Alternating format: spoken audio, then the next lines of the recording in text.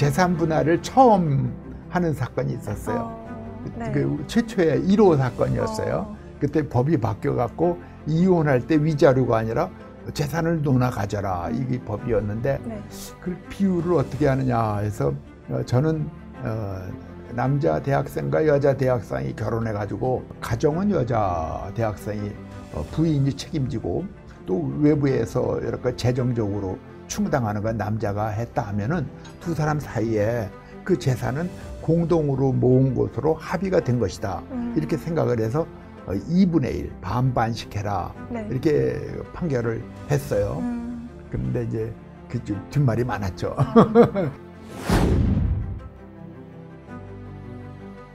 그때 대선을 치러야 되는 당대표였거든요. 네. 박근혜 후보가 대선 후보로 나서면서 핵심이 호남이 우리 당을 얼마나 인정해 주느냐일 것 같아요. 네. 대선 기간 동안에 대표실을 광주로 옮겼어요. 57일을 다니면서 그 호남을 자주 샅샅이 다니면서 선거 유세하고 또 무슨 민원 있으면은 우리가 여당이었으니까요. 원스톱으로 막 해결하고, 그래서 그때 저희가 2자릿수의 지지를 받았어요. 호남에서요. 네. 최초죠. 그것이 대선 승리 하나의 계기가 되지 않았나.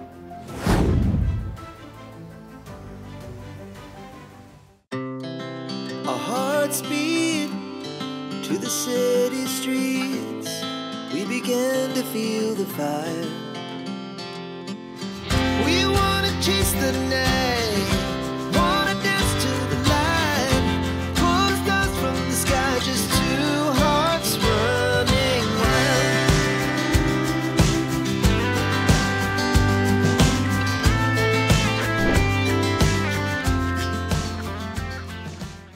정치인의 인생 궤적을 돌아보는 폴리티션 스토리 시작합니다.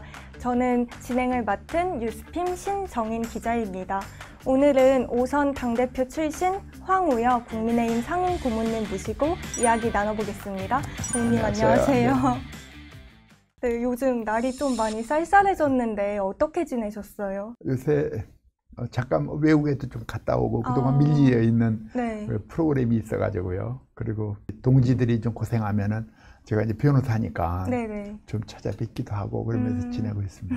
혹시 뭐 이렇게 정치 후배님들도 많이 만나시고 계신가요? 네, 연락 오면은 제가 만나뵙고. 고문님 어린 시절 이야기 한번 네. 좀 여쭤볼게요. 1947년 네. 인천 비밀인데 인천 송림도에서 네. 이제 자라셨는데 네. 혹시 어린 시절 의원님 좀 어떤 꿈 가지고 계셨는지 궁금합니다. 송림동이라는 인천에서 아주 어려운 동네예요. 그 인천이 그때는 아주 조그만 도시였는데 네. 새로 이제 수도국산 뭐 이러면서 많은 사람이 모여 있기 때문에 한 반이 대개 한 80명이 한 12반까지 네. 한 학년이 그러니까 거의 한 1000명 가까이 되고 뭐 한 학교는 5-6천 명 되는 그런 학교를 어렸을 때 다니고 이제 이러면서 친구들하고 잘 지내고 가난했지만 안전하고 화목하고 뭔가 이렇게 열기가 있는 그러한 생각. 그때 당시는 나라 사랑을 굉장히 강조했어요. 또 뭐 예를 들면 국산품 쓰자 그러면서 네. 하고 막 그런 무슨 교장 선생님도 이렇게 말씀하실 때는 웅변조로 얘기를 하시고 굉장히 독립투사 같이 그런 분위기가 지배하고 또 이제 6.25 그 전반에 다니는 학교이기 때문에 천막에서 공부하고 막 그러면서 네. 했는데 그래도 참 그리운 시절이었죠. 그 되게 어려운 여건 속에서 네네. 이제 서울대 법대 전공하시고 28살이라는 사실 되게 어린 나이에 판사 생활 시작하셨잖아요. 네. 근데 이제 어린 시절부터 꿈이 판사셨는지. 고시 붙기는 69년도 네. 대학교 졸업하면서 합격을 해서 군대 갔다 오니까 사법대학원 2년에 군대 갔다 오니까 5년에서 그저 만으로는 한 27 정도에서 판사 시절을 이제 법무관 마치고요 했는데 사실은 저는 우리 인천이 법조 분위기가 아니에요. 그런 고시 보고 그러는 것보다는 장사하고 특히 이공계가 강하고 그런 도시 분위기였는데 네. 저도 그때 법대가 뭔지 모르고 갔는데 그 계기가 맨 처음에는 이제 농대 가려고요. 이공계 가서 공부하다가 네. 우리 교장 선생님이 땀 흘리는 것이 최고다. 그래서 유한흥국, 땀을 흘려야 나라가 흥한다. 그래서 가만히 생각하니까 땀 제일 많이 나는 학과가 농과다. 그래서 제가 농과를 가려고 그랬어요. 네. 그리고 있다가 보니까 집에 농토가 없잖아요. 그래서 이거는 그렇다 그래가지고 다시 그때 역사 토인비 그 신드롬이 있었어요. 네. 나도 이제 역사학자가 되겠다 그러고 문과로 바꿔서 역사학 하려고 그러다가 아버님은 또 자꾸 상대를 가라고 그러셨어요. 그때는 이제 은행이 취업이 제일 좋은 데니까. 네. 그러다 보니까 혼란이 생겨가지고 근데 그때 잘 특별한 마음도 안정해지고 또 특별히 잘하는 일도 없는 사람은 법대가 좋다라는 그 유진호 선생님의 그 수필을 하나 읽었어요. 네. 그래서 법대를 가게 된 거예요. 그래서 고시가 있는지도 모르고 갔는데 가서 이제 제가 산 타는 걸 좋아해서 네. 그 암벽등반에 아주 매료 당해갖고 대학교 3학년 넘어까지 그랬는데 그러고 나니 영장이 나오는 거예요. 그래서 이거 어떡하나 급한 마음에 그러면 나도 변호사 시험을 하나 따놓고 네. 취업 걱정에서 벗어나야겠다 이런 생각으로 그때부터 이제 고시를 봐서 다행히 이제 졸업할 때 합격을 해서 네. 이제 영장 기피는 안 했죠. 제가 만약에 그때 고시가 안 됐으면 저는 군대 갔다 와서 방향을 뭐 다른 걸로 바꾸려고 그렇게 마음을 먹고 했는데 다행히 이제 변호사 자격을 땄죠. 그러면은 판사로는 총 몇 년을 재직하신 거예요? 한 20년 넘어 했죠. 네. 부장 판사까지 네. 했으니까요. 좀 그 사이에 좀 돌아보셨을 때 기억에 남는 일화나 이런 게 있으셨을까요? 큰 재판을 많이 했는데 기억에 남는 거는 민사부장 할 때에는 그 MBC가 네. 언론 통폐합을 해서 다 이렇게 묶였어요. 근데 그거를 강압에 의해서 그걸 포기했기 때문에 또 이게 여러 가지 법률적으로 정비는 해놨지만 그거는 강압에 의해서 한 것이다 라고 해서 취소하는 소송이 들어와 있더랬어요. 제가 보니까 이거는 좀 우리 민사법상 문제가 있다 그래서 취소해라, 다시 정당하게 수용을 하든가 뭐 다른 계약을 해라 이런 판결을 한 적이 있었어요. 그래서 MBC 사건이라는 것이 그때 사회 이슈가 됐었고, 그리고 제가 이제 가정법원에 있을 때는 재산 분할을 처음 하는 사건이 있었어요. 네. 그 최초의 1호 사건이었어요. 그때 법이 바뀌어갖고 이혼할 때 위자료가 아니라 재산을 너나 가져라 이게 법이었는데 네.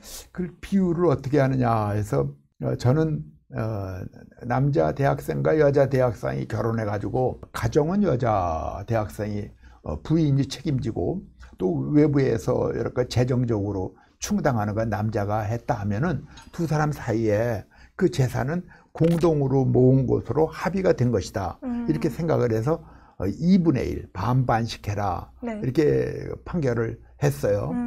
그런데 이제 그 뒷말이 많았죠. 국제적으로는 되게 네. 여자한테 3분의 1 주라 그러는 게 기준이었나 네네. 본데 우리는 양성 평등 아니에요. 네네. 그리고 또 부부가 그렇지 않고는 누가 가정을 지키겠어요. 그때만 해도 대부분 주부들이 가정을 지키고 아기 기르고 그러는데 전념하던 시절이거든요. 그래서 이제 그 판결이 기억에 남고 여러 사건들이 있지만 형사재판에서는 제가 그 저항권, 네. 국민 저항권에 대한 판단을 내린 판결이 있었어요.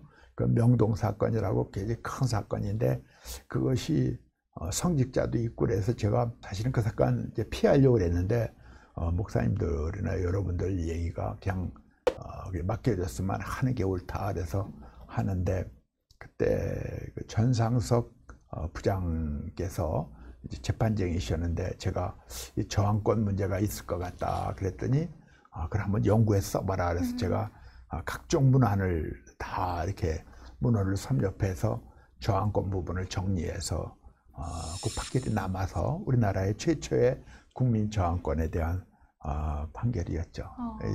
대법원에도 그 부분은 이렇게 받아들여지고 그랬어요.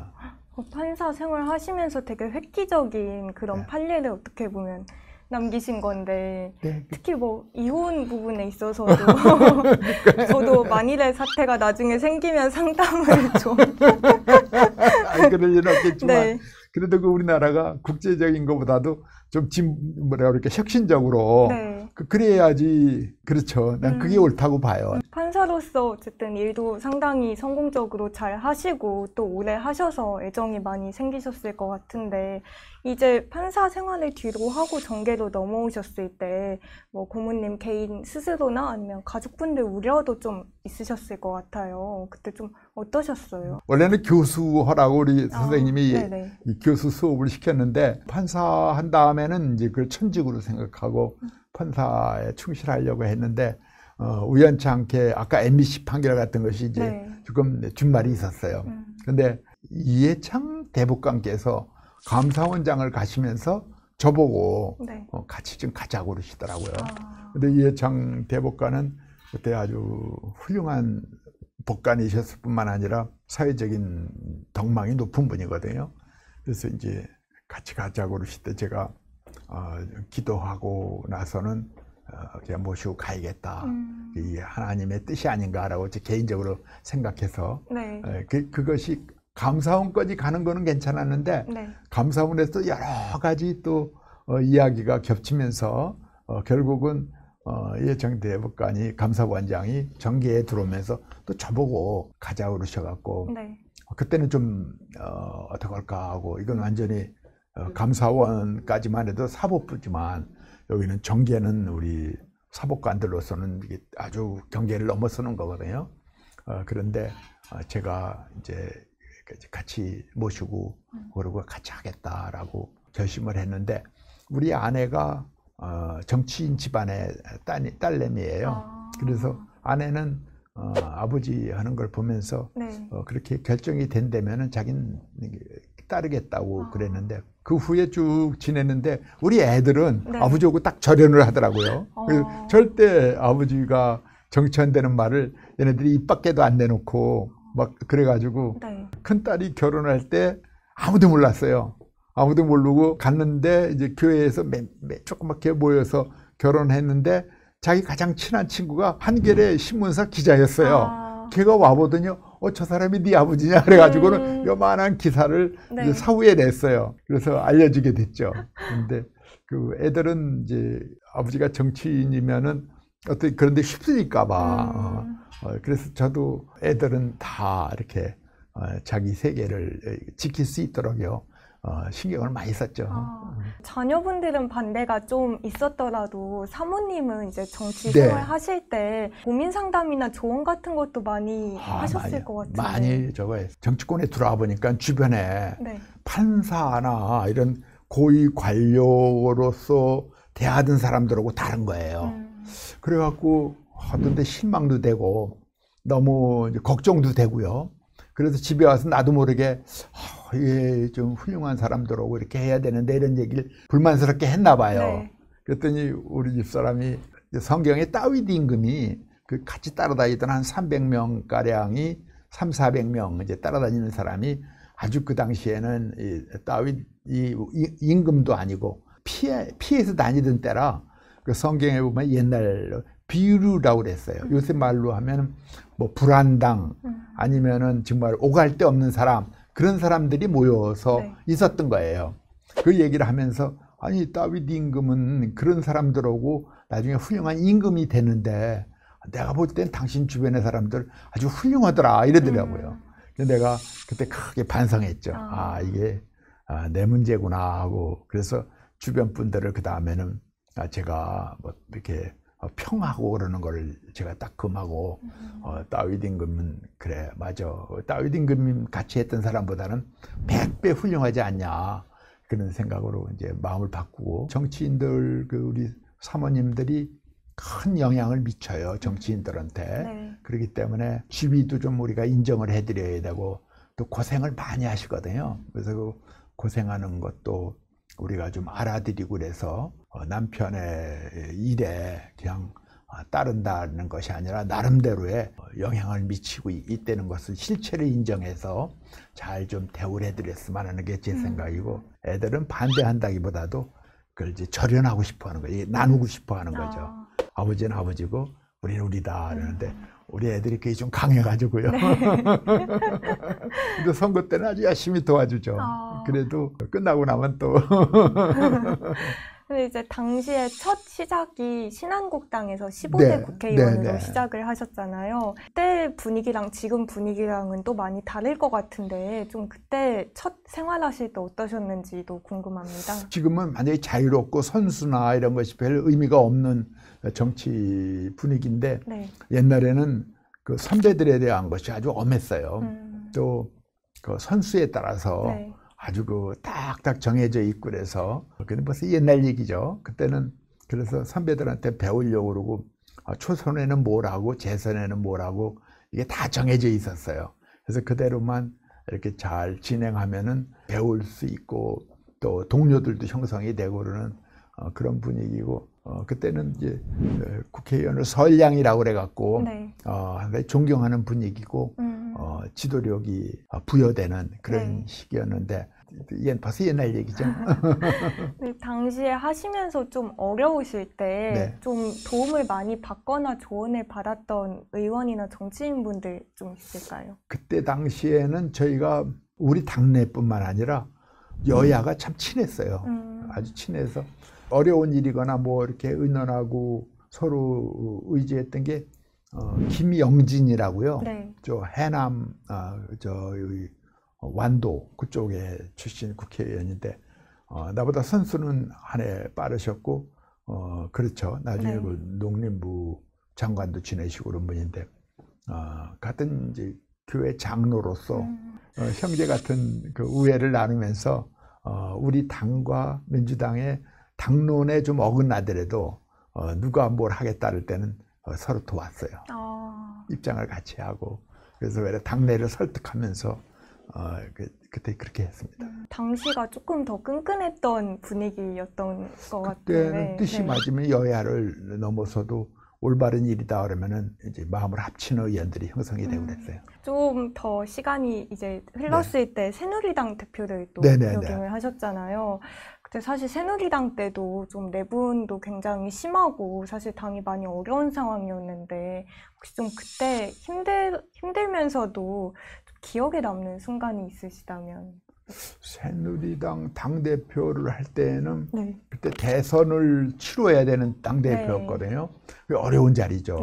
박근혜 후보가 대선 후보로 나서면서 당대표의 최대 임무가 대선을 성공시키는 거였는데 제가 이렇게 생각하니까 핵심이 호남이 우리 당을 얼마나 인정해 주느냐 할 것 같아요. 대선 기간 동안에 대표실을 광주로 옮겼어요.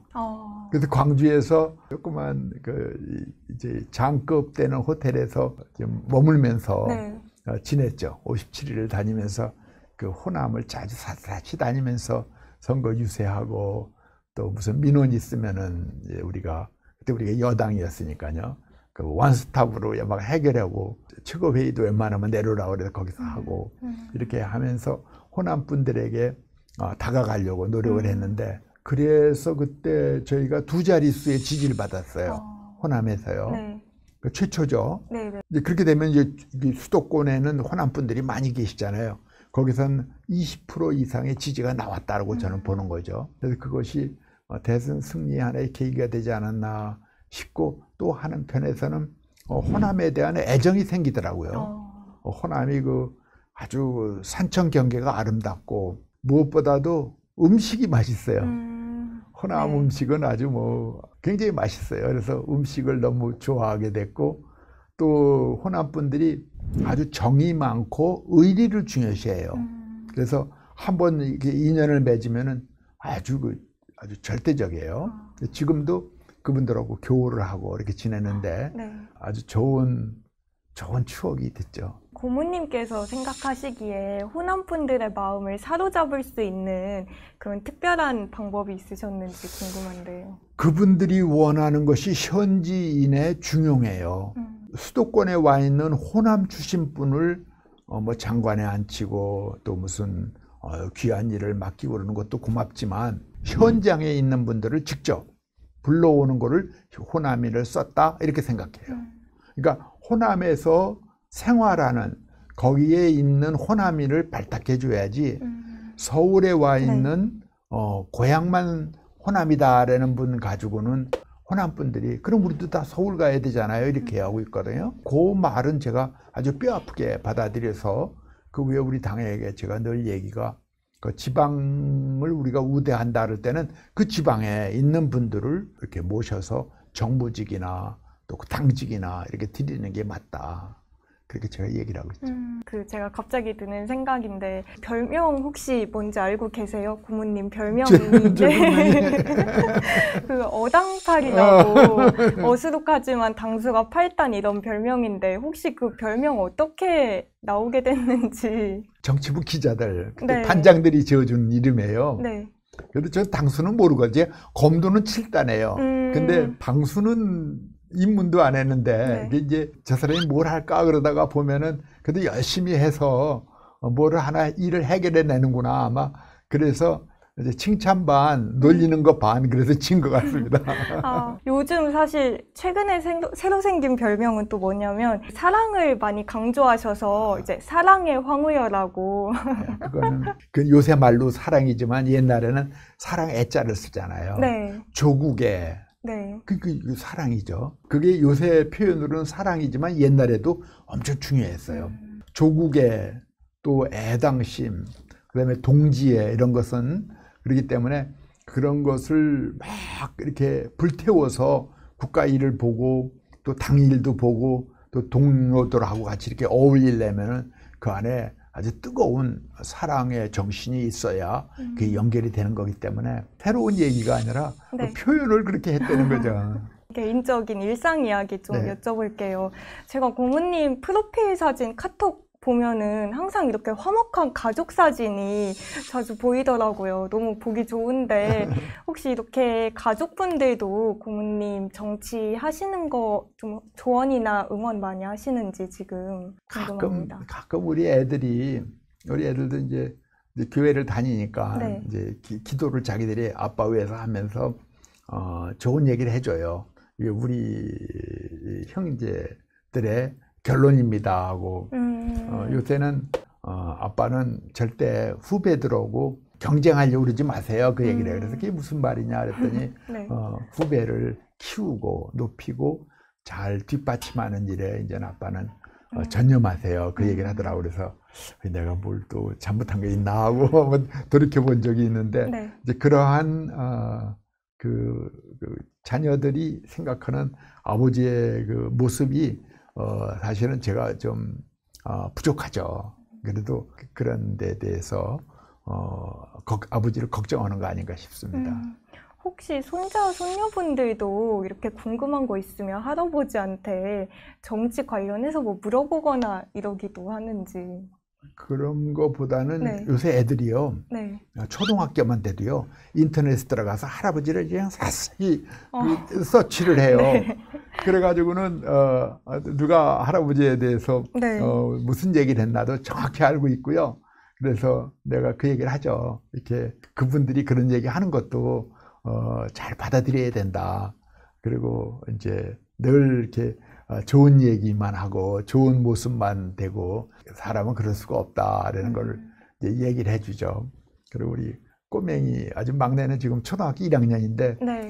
할아버지 오래 사시라고 뭐 막 자기들 간에도 이렇게 해서 뭘 학교에서 써내고 그랬나 봐요. 네. 그렇다고 우리 손주들이 귀여워서 제가 젊은 분들한테는 좀 힘들어도 결혼해서 나중에는 손주까지 꼭 보시라. 그래서 정말 인생의 아주 깊은 그 기쁨이라 그럴까 그 참 매력은 손주에서 나와요. 네. 아들 딸은 그 키우는 게 힘들어서 그걸 모르는데 손주는 정말 예쁘거든요. 네. 그러니까 손주도 저는 지금 손주가 6이에요. 네, 제가 젊은 분들에게는 좀 일찍 결혼해서 네. 될 수 있으면 손주까지 보면서 그리고 행복하게 나이 들어서 살도록 그렇게 해달라 그러고 막 얘기하면은 저보고 꼰대라고 그러죠.